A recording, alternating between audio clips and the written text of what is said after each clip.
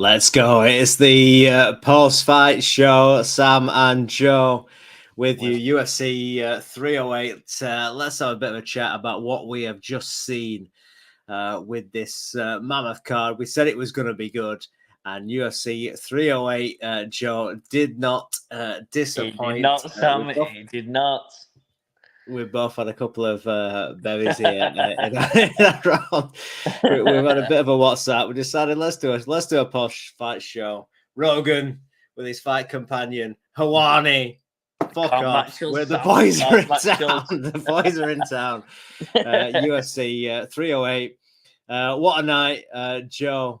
Let's talk about it. Let's talk about this. If you've got a comment, jump in on YouTube and Facebook. We are live at the minute.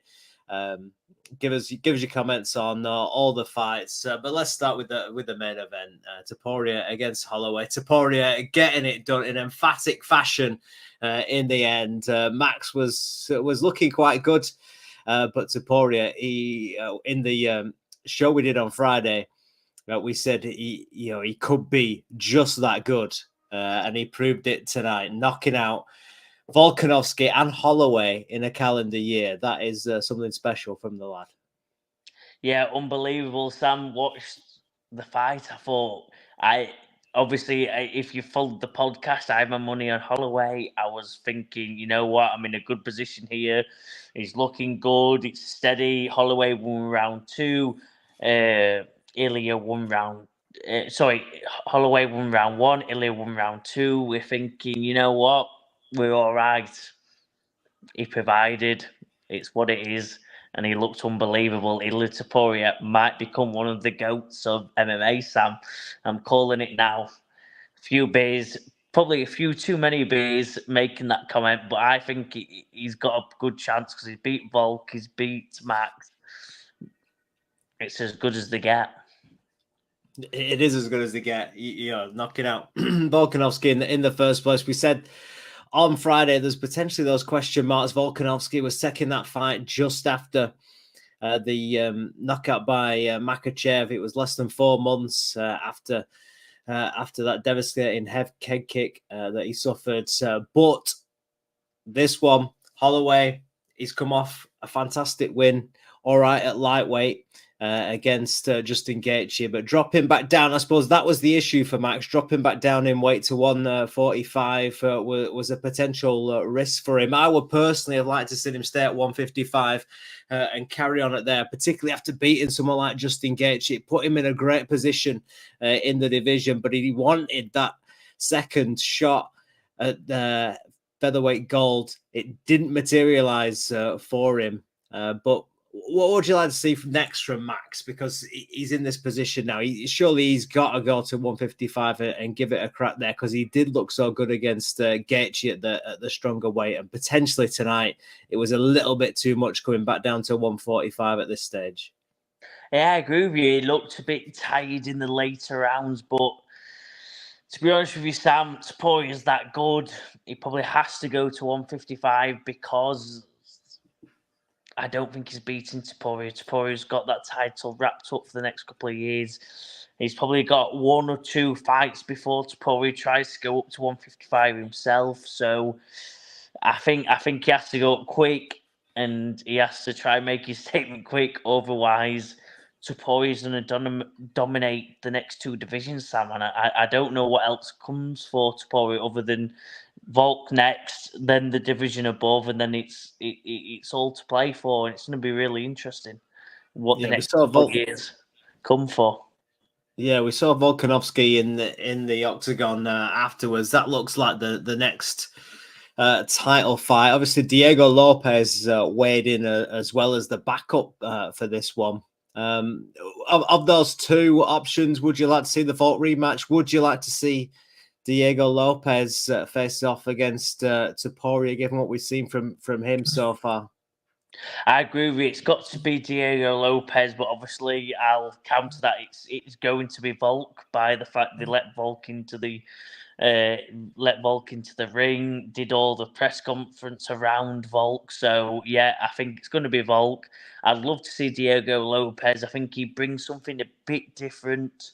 we've seen Volk against Topuria. So, yes, I don't know if you've got anything different. I think what an event, but yeah, a bit. I think Topuria that looked that good where I don't know what else is to come.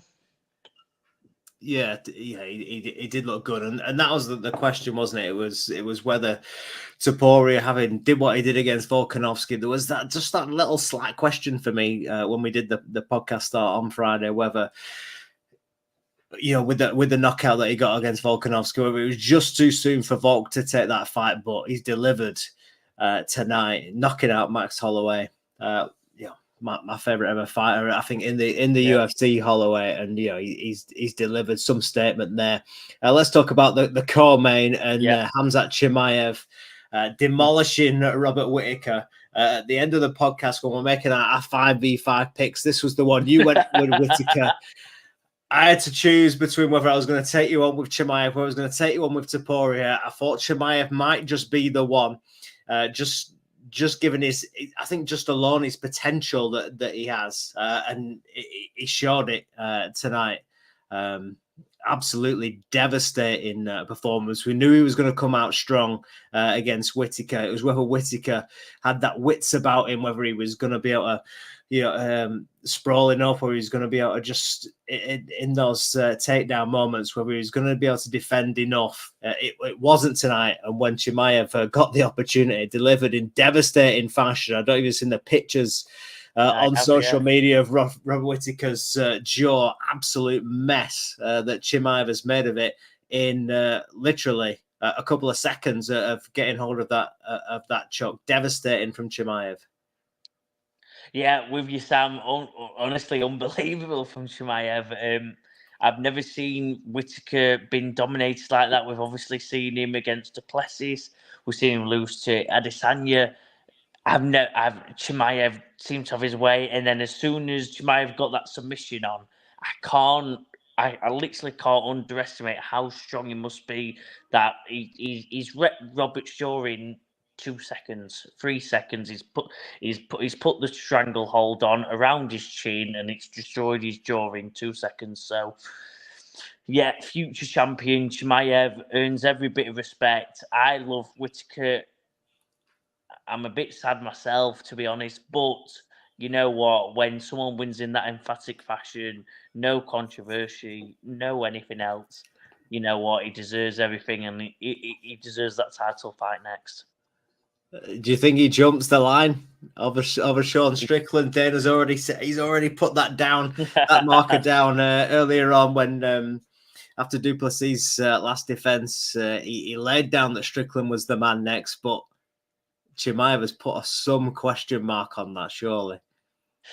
Yeah, I think so, Sam. I'm gonna put it back on you because I'm fully on Chimaev. I was all on Robert getting the next rematch. I think he's the few. I thought he had another shot at being a champion. Got it wrong clearly tonight. Chimaev's the man. He's ready for that championship fight.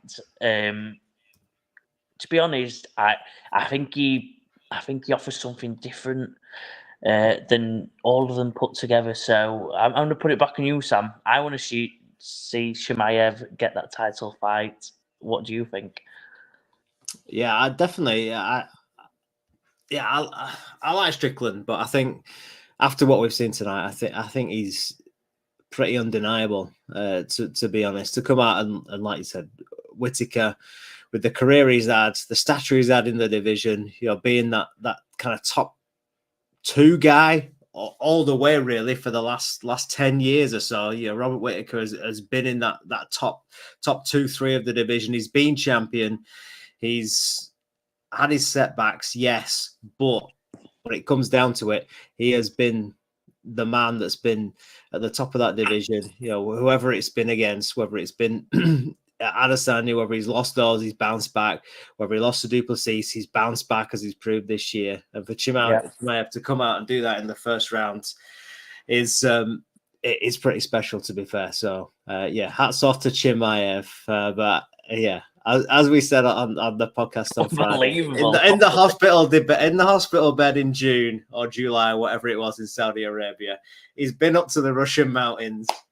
He's had some of that special Russian mountain sauce, and now he's back down, and he's dominating people in the middleweight division. But yeah, Chimaev, in terms of the sporting achievement, he has to be next.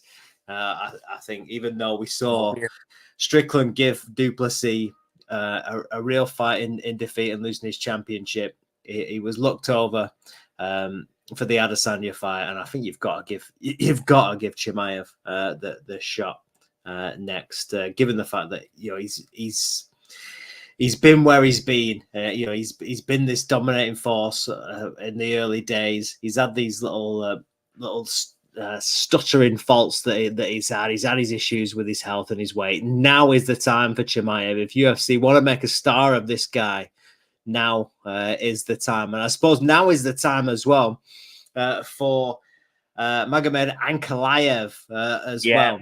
Another fight we talked about.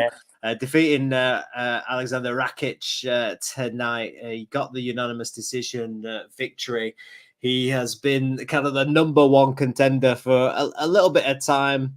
We discussed him on the podcast on Friday, but Ankalaev, potentially, it was a little bit of tactics from the UFC, not wanting to see Pereira get defeated. With the potential he's got with his wrestling, book him up against Rakic, see what he's got, and now he is pretty much, like Chimaev, in my opinion, undeniable for the next shot at the light heavyweight title. It has to be Ankalaev next for Alex Pereira. I think it had to be Sam. Like you said, I think before even this fight against Rakic, it should have been Ankalaev anyway. It was controversial by Dana not giving him the title fight, but you know what? He convincingly won. I don't know what you think, Sam. I think obviously Dana was looking for him to get a knockout win or a submission win, basically an emphatic win. He didn't get that, but he looked convincing his win. I'm happy with giving him the next title shot personally. But obviously Dana putting that challenge on him, getting that finish, getting that big win, he's not quite achieved that. I don't know what's next for him. I know Dana's not his biggest fan anyway, but I'll give him I'd love to give him the next title fight. I think that's a very intriguing fight. He's not got as many takedowns as we wish he had, but yeah, he deserves the next shot, Sam. I think he gets it, but I don't think Dana's too happy about it, to be honest. I think it's going to be interesting to see what happens. I suppose what we've got to see is that what plays out next month at UFC 309 and the John Jones Stipe situation. Potentially, if Jones is going to carry on at a heavyweight, then that Aspinall fight is undeniable. But there is the potential there that both those guys retire off the back of this. Perhaps Jones carries on, and perhaps in some warped UFC universe, they give Alex Pereira a shot against John Jones. But if both those guys do retire, Stipe and Jones, then Tom Aspinall is going to become that undisputed champion, and there is the potential there for the UFC to make an absolute mega fight with Alex Pereira, given the stardom of both those guys and the potential, whether you think who might win that fight, the potential of putting Tom Aspinall against Alex Pereira with Jones and Stipe out of the way is a huge fight in the heavyweight division. So potentially for Ankalaev, there could be some kind of interim title shot, depending what happens with the heavyweight title. But I think either way, whether he's fighting Pereira, whether Pereira goes up to heavyweight, Ankalaev is next, and it's going to be interesting to see what happens next month at Madison Square Garden. To be honest, Sam, I'm just really happy. It was an unbelievable UFC night. We've been begging for it for weeks now. We've both been looking at each other, sorry for swearing, trying to sell week on week on week UFC, and we've not been too happy. Tonight's delivered on every regard. Whether we like the results, I'm devastated. I'm a big Max Holloway fan. I'm a big Robert Whittaker fan. you know what, double losses, but I can't complain. What an event! What fights! And from the moment I watched I've watched the prelims to the very last event, Sam. Unbelievable night. I'm so happy the UFC delivered, and I hope it gets the media recognition it deserves tonight, because I think there's a lot of future stars, there's a lot of current stars, and there's a lot of intriguing matchups to be made from tonight. So without trying to be too un uninformative, I think there's a lot of fights to be made, and I'm really happy for it, and I'm really excited for the future of UFC now after tonight. Yeah, let's fly down some of the card and get this done so you can get yourself off to bed soon. I'm still Lerone finishing my Murphy, bit, Sam. Dan Ige. I went for Lerone Murphy in my pick, the 5v5. I thought Dan Ige would come out strong in that first round, but Lerone would kind of pick him off in the second and third. And Lerone Murphy he's just quietly understated in this division. He's probably not got the progression that maybe he deserves. He's had his injury problems. Missed the whole of 22 after being knocked off his bike in training, and he's kind of been kind of a slow burner in the UFC. But he called out Josh Emmett next in this division, and he's a potential real interesting contender. What do you make of that fight and Lerone Murphy and the potential next for him? I'd love him to get a proper finish, but I think Josh Emmett's a brilliant fight for him. Josh Emmett's a freak athlete, but very, very raw in his attack, very, very raw in his defense as well. But he looks brilliant. He looks the part, and I think Lerone Murphy's picking his very tactical opponent there, because I think tactics wise, I think effort wise, I think grappling wise, Lerone Murphy comes out on top of all of them. Even though Josh Emmett looks good, I think Lerone Murphy easily comes on top of that fight, and like you said, he makes himself look like a title contender from there. Yeah, really interesting call out, and a good performance from Murphy in the end. He answered a couple of questions, got rocked in that first round, and came back and got the job done, the Manchester man. So yeah, looking forward to seeing Lerone Murphy, his next move in 2025. And he's got to make some real progress next year. Like I said, he's been this slow burner. Now is the time. He's got to put the foot on the gas next year, and he's got to kind of push towards that top five if he can. And Josh Emmett was a real good call out from him as well. Shara Bullet against Petrosian. What a knockout! Unbelievable. Again, another pick in my team. I'm having Shara Bullet. I think I picked him both times since we've done this draft picks. And what a knockout, mate! What an absolute unbelievable finish. Yeah, Sam, honestly, you can't understate it enough. He's gone for the knockout. He's failed on the first step. He's gone, you know what? I'm going to try again. Ba-bang, knockout, clean, unbelievable. Shara Bullet, one-eyed maniac. Fair enough to him. He's a current star. He's made in that tonight, and he's going to be a future star. Whether he can become a champion, I don't know, Sam. I think he's grappling woes, as we even saw tonight. He's got major issues in that grappling department, but on the stand-up, he has excitement.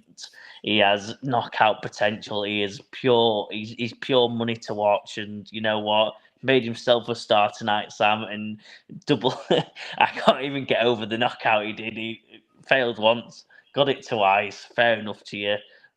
Make yourself a star, my friend. Yeah, and it was a fantastic finish. And then he got on the microphone and he called out Adesanya, which was an interesting call out from where he is. Yeah.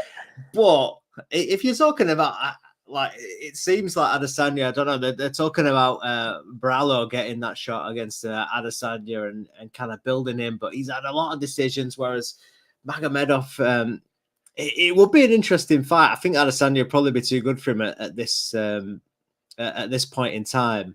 But stylistically, both of those guys on the feet would be an attractive matchup and an interesting one. But plenty to come from Shara Bullet. Ibo Aslan was another one. top of the Oh, prelims. you're the king. You're the king tonight, Sam. Come on, give me. Again, You've not yeah. stopped yet, Sam. I'm going to say it drunk. I apologise for being rude. You've got 5 out of 5. Give it some, Sam. You've nailed it. I've got 3 out of 5. I'm still over my odds. You've got 5 out of 5. You nailed every pick. Well done, Sam. And you with this pick, with your pick, you've just said there, that's the money maker. Well done. Yeah, but even Ivo Aslan wasn't a pick, was it? It was that was the one. I took you on with you went for Whittaker, I went for Chimaev in the 5th round, and I said I would have gone for Ivo Aslan as my 5th round that pick. spot on as well. So I'm having 6 out of 6. 6 I'm having 6 out of 6 for this one. At 52nd, first round KO for Ivo Aslan. He looked good. He's a heavyweight prospect. He's only young. He doesn't look the biggest in that division, but coming up against a debutant in the UFC in Chimaev, he did what he had to do and got the finish. Good finish from him. And then one of your picks, another first round finish, was Jeff Neal, Hands of Steel. You didn't want to see RDA go out. I have not seen this one. Yeah. I have not seen kind of the last. I think the 2 fights here, Jeff Neal and the Rebecca Urably one. I have not seen these ones. So talk us through these ones. Jeff Neal, the finish of RDA. Yeah. Give us your take. So yeah, Jeff Neal. It's quite sad, really. He looked really impressive, but there's always a bit of controversy when it's not, when the knockout or the TKO is not exactly on what he did. He obviously hurt his knee. RDA got ruled out. It was on a leg kick, so I guess the credit does go to Jeff Neal. He got a knockdown earlier on in the round as well. But yeah, Jeff Neal looked like the winner, but you can never say that when it's not very conclusive. But Jeff Neal looked very good. RDA, when I said I didn't want him to go out, sadly, he kind of did go out, sadly, but he's got another 1 or 2 fights in. That wasn't the big damaging fight that I thought it would be. He's got another 1 or 2 fights left in him, so I'm okay with that. But Jeff Neal, yeah, supreme power, supreme knockdown ability, looked very impressive in his very short time in the ring tonight. So yeah, I think Jeff Neal's gonna progress, but yeah, not as happy as I would have been, Sam, to be honest, because obviously it's a bit of a not controversial, but a bit of a you're not fully convinced with Jeff Neal's finish, but he did what he had to do, and unluckily RDA's knee popped out, and it is what it is. Yeah, and just talk to me about this Rebecca Urably fight. This is one I have missed. That I have seen the kind of social media talk that is a real fight. I will be catching up on it tomorrow. But your man, you picked Urably, missing out the split decision. Was it the right decision? And just talk to me about the fight. Yeah, completely the right decision. Rebecca looked unbelievable. Urably looked unbelievable. To be honest, Sam, I can't sell this fight enough. It's one of the fight of the years I've watched. Obviously, we've been doing this podcast for 7-8 months now. I've been a UFC fan for 10 years. It was unbelievable. Urably broke his cheekbone very, very early on in the fight. Probably within the first 15 strikes, he broke his cheekbone. He kept on fighting. You're like, there's no way this man can continue. Second round, the doctor even checked it. They said, to be honest, he guessed the right number. They went, how many fingers I'm holding up? He said 2. The doctor had 2 up, but it was a complete guess, you could see. But the fight carried on, and you know what? Urably deserved to carry on. It's one of them, Sam, where both fighters' careers will be very, very reduced. It was that intense, that it was that unbelievable of a fight. They were both, when the fight finished, had blood everywhere. They had nothing left within the final 30 seconds. Urably could have won if he had anything left, but you know what? He didn't, because he had that much blood loss, that much taken out of him. And you know what? Urably is a future. He's going to contend in the top numbers. He's got a lot to learn in the striking. But yeah, what a fight. Honestly, I can't say enough. I hope Dana, I've not seen it yet. I presume they won the 50K fight of the night. any other fight doesn't deserve it. There's been a lot of brilliant fights, but honestly, Sam, it's one of the best fights I've ever seen. Very, very close. Orabai lost, sadly for me, but the next fight Orabai is in, I am putting him in any bet builder because that is a man I'm going to bet on all day long. He showed heart of steel. He should have got finished in the first round, and I know I'm starting to repeat myself, but it's unbelievable. Nearly got finished in the first round, finished it to the third, and finished on top. And one of the best fights I've ever seen. So fair play to them both, Sam. Rebecca Orabai, fight of the night. It's, to be honest, that's what got me 2 or 3 Guinness in, and that's why I'm in the safe I'm in now, because it was that unbelievable.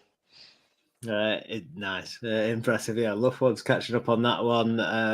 Rest of the card, the early doors. Abus Magomedov got the submission win in round 3 over Ferreira, and Shekwu got the win of Chris Barnett. Another one of my picks. Although Barnett seemed to injure himself in the introduction. That is the I've just turned 40, and I know Chris Barnett is knocking that way, and those are the injuries that you get when you just don't expect them. I just blown my knee out playing football in the last week. I'm on my arse. Chris Barnett was on his arse even before the fight had started, and he looked good in Chukwu. He's got the stature for heavyweight, and maybe. Can put a bit more size on before we see him again. And maybe he would have won that fight, but Chris Barnett, blew his knee out, blew his Achilles out, really, I think, early doors. And then he still went for the high kick, though. I said on Friday that he might not be able to land it against a 6'5" Canadian Chukwu, but he tried his best, and I think he probably did land it, to be fair, in that first round, even with a blown Achilles. So fair play to Beast Boy. For that. Your man Farid Basharat got the win against Victor Hugo, and then we saw Nodiev and Farakadinov get the win in the first fight of the night against Carlos Leal. So they say Carlos Leal should have very easily won.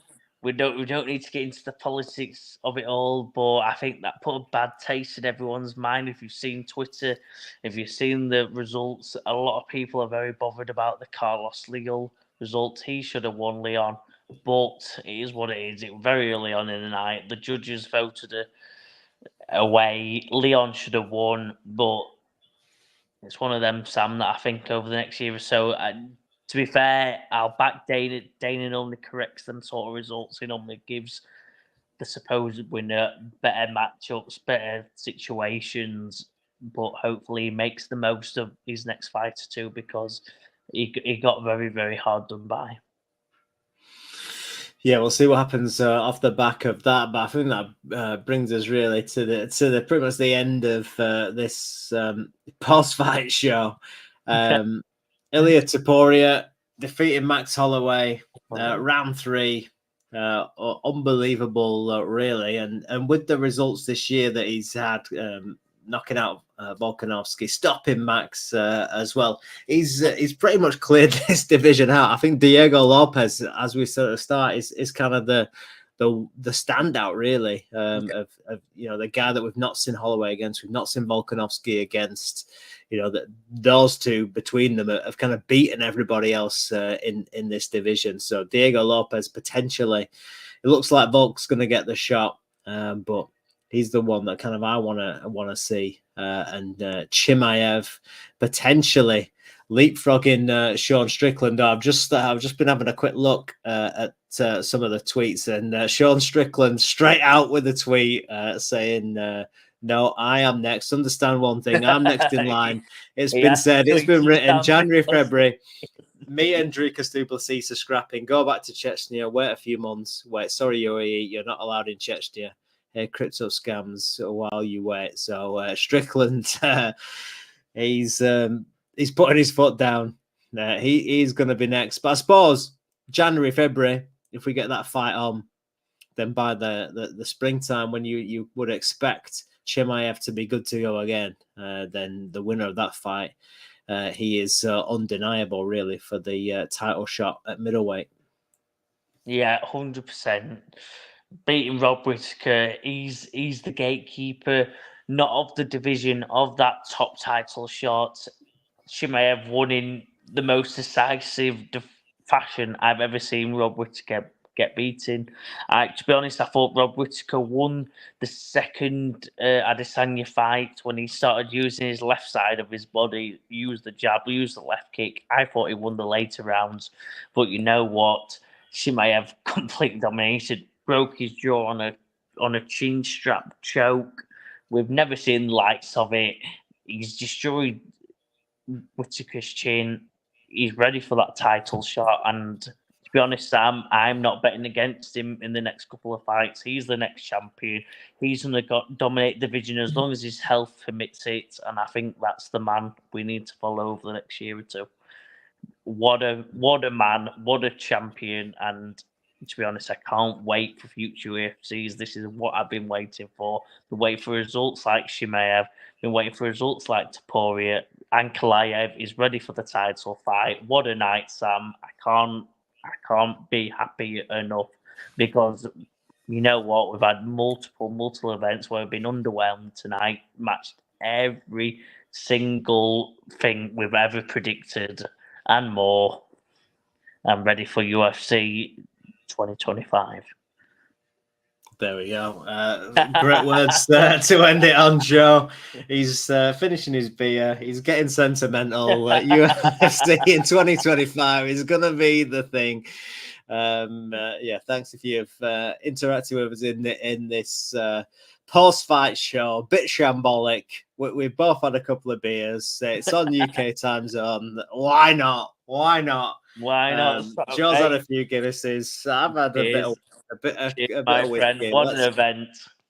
Let's go. 5 out of 5 for me in the draft picks. Make sure you join us for those. We'll be back next week, I think, with those next Friday for a bit of a lesser show without the hype of this one. But a couple of big shows to end the year with, and we'll be back. And as Joe said, 2025 looks like a huge year for the UFC.